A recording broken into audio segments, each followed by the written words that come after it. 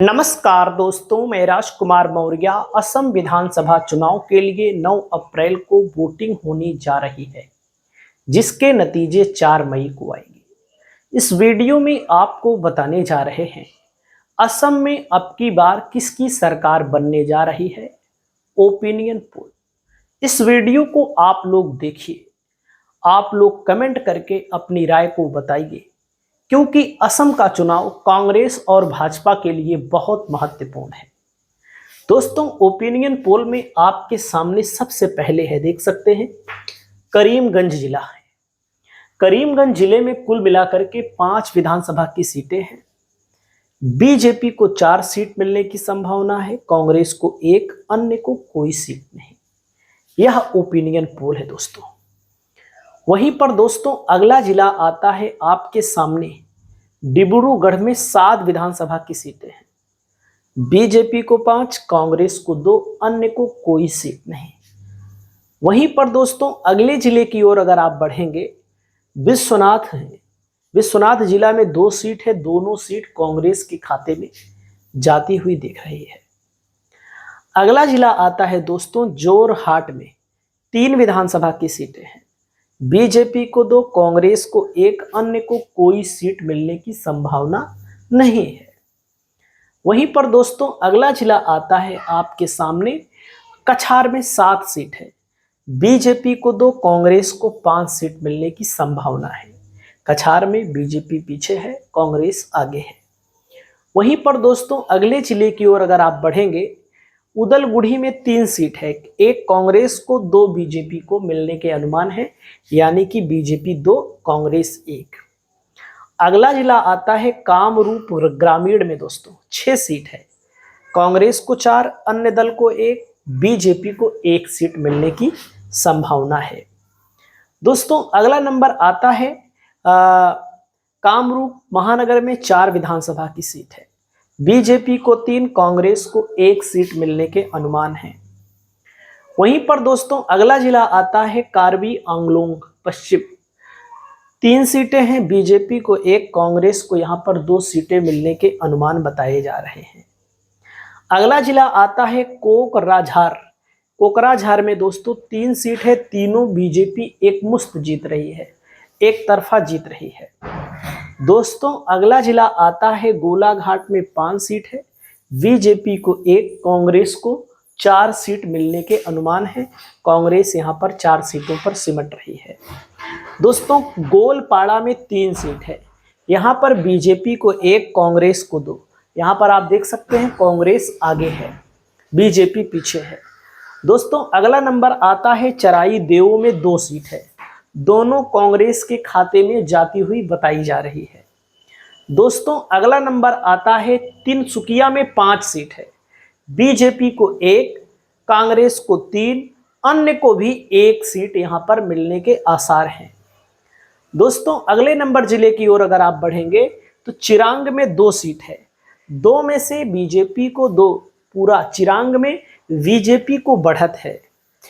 अगले जिले की ओर देखते हैं, अगला जिला आता है, 2 सीटें हैं दक्षिण सलमारा मनकाचार में। 2 सीटों में से 1 बीजेपी को और 1 सीट यहां पर कांग्रेस के खाते में जाने की उम्मीद है। अगला जिला आता है दोस्तों दरांग में 4 सीट है। बीजेपी को 1, कांग्रेस को 3 सीट दरांग में मिलने की उम्मीद है।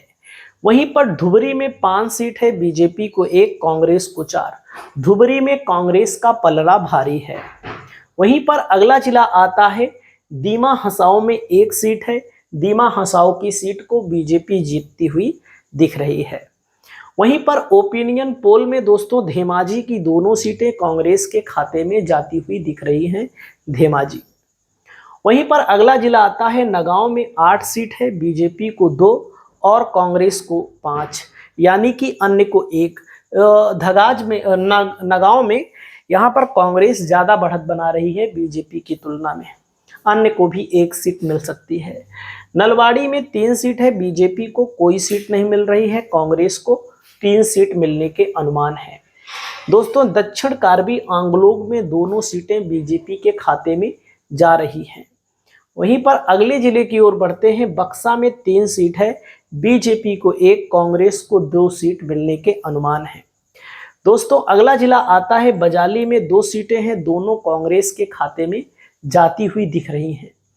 अगले जिले की ओर बढ़ते हैं। अगला जिला आता है बारपेटा में 6 सीट है, 2 बीजेपी को 4 कांग्रेस को। बारपेटा में 2 बीजेपी को 4 कांग्रेस को मिलने के अनुमान है।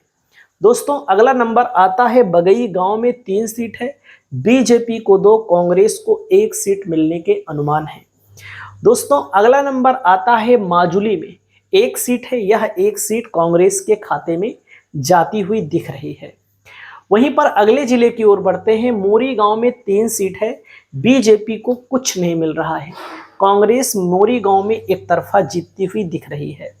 लखीमपुर में 4 सीट है, 2-2 सीटें बराबर की आती हुई दिख रही हैं।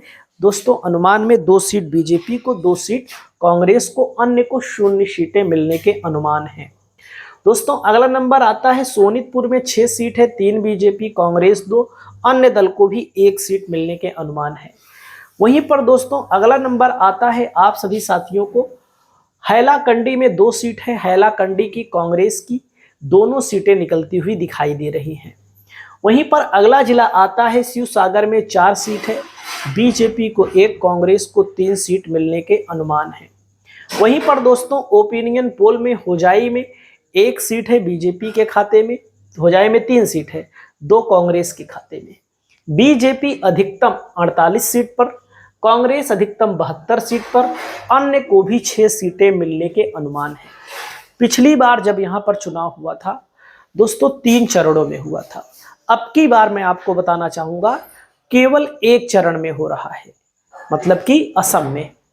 और आप सभी साथियों को एक बात और बता दूं, असम में हिंदू मुसलमान की पॉलिटिक्स बहुत करते हैं हेमंता बिस्व शर्मा, और इनको लेकर के कांग्रेस ने खुलासा किया है कि इनकी जो प्रॉपर्टी है मुस्लिम देशों में है, इनकी पत्नी के नाम से पासपोर्ट मुस्लिम देशों के नाम हैं, जहां पर ये भागने की फिराक में हो सकते हैं।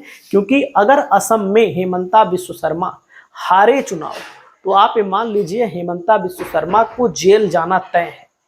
क्योंकि पिछली बार तो 50 सीटों पर कांग्रेस गठबंधन को सफलता मिली थी और 75 सीटों पर बीजेपी गठबंधन को, और इन्होंने काम कम